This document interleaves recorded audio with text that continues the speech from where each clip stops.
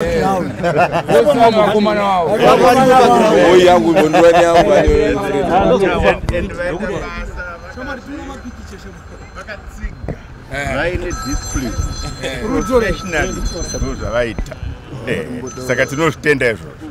does this signify to SADC in other countries, considering the behavior that the Zimbabwean Defence Forces has instituted in the country? Our defense forces are very well trained, they are professional, they are patriotic, and they execute their constitutional mandate very correctly. What would you say to the masses of Zimbabwe who also behaved well on the march that they took place yesterday?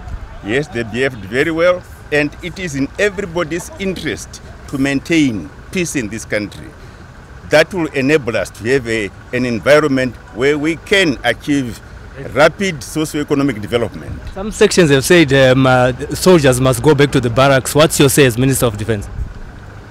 They came to perform a duty, and after that duty has been performed, you obviously go to the areas.